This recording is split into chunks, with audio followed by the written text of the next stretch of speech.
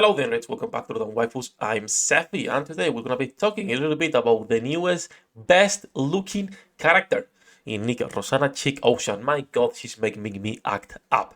Alright? I will probably most likely post this video first. She just came out, and then you guys tomorrow will get the before you pull for Sakura. Already recorded it. If you want a quick TLDR, she looks super promising for a new good DPS and finally a second win DPS because there's only Black Shadow. That said, today's topic, Rosanna Chic Ocean, before you pull a quick pre-analysis video on her. Before we start, like, subscribe, help me grow the channel. We should be live when this video is up. Another 14-hour stream because I have no life. Yes, what it is, right? It is what it is. So let's talk a little bit about Rosanna Chic Ocean, where she is, if you should pull, which the answer is yes. Okay, just look at this. Look at the skill and tell me if you are skipping this. I'm slapping you in game. In game.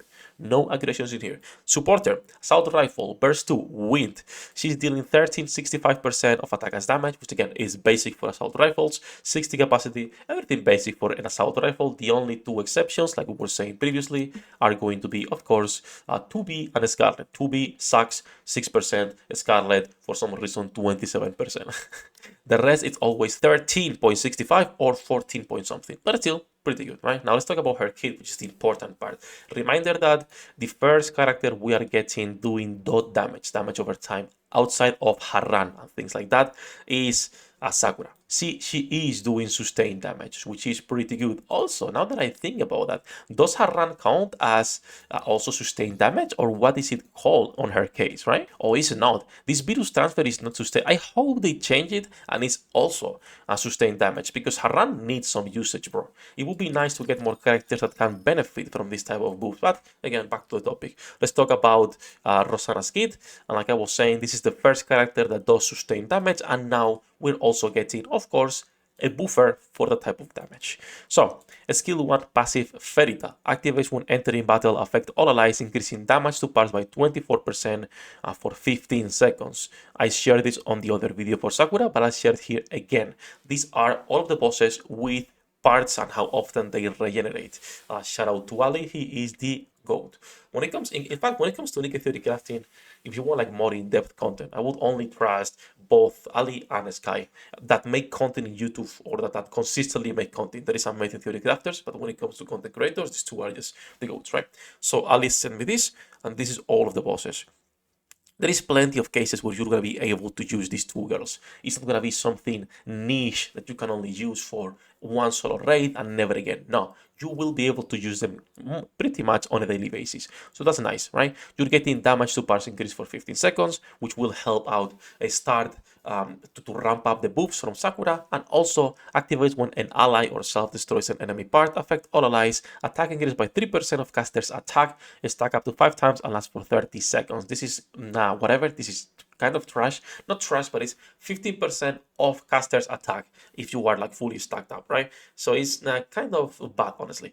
It's 30 seconds though, and it's a free buff, so we're not gonna complain. You're gonna be able to fully stack this when we talk about Land Eater and things like that.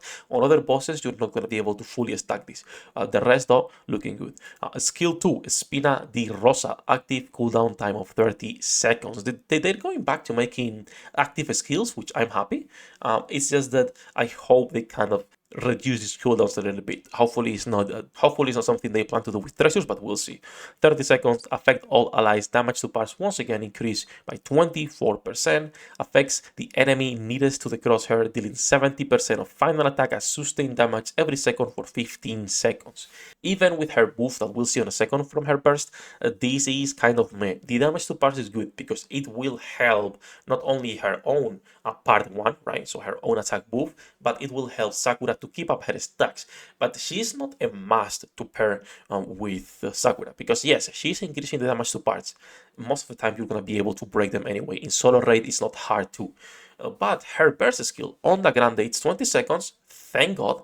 Affects all allies, increasing sustained damage by 20% for 10 seconds, and affect all enemies, increasing damage taken by 32% for 10 seconds. That is the good part about her kit. Now, what we need to see is Is this 20% and 32 better than running the other alternatives of damage taken? Because right now we have multiple things. You have Novel. I don't know what her percentage is at level 10 because I have her only at level 4, but she's already doing 45%. This is only if her skill 2 is fully stacked, right? You also have a Blank that not crown, sorry. You also have Blank that is applying damage taken, and it is here a 30% plus the other buffs that she's getting from Nora as well. So we're talking about two characters that are providing good damage taken the buff, but she is also increasing sustained damage that will be able to buff Rosanna, right? Because she's the only character right now that has this type of damage. So now we have to see, okay, you don't want to pull for two characters. You only want to pull for a DPS that you can use everywhere. Then you get one copy of Sakura. Is it worth getting Rosanna for that team? Or can you put her on the current meta teams and not worry about that? Be it Panis, be it Schoolgirls, be it Crown with whoever you want to put in there, Rapunzel most likely, right? Can we do that? Or is it going to be always better because the increased damage of that 20% is just golden, right? We'll see. Because sustained damage is a new type of damage, so we'll have to wait and see.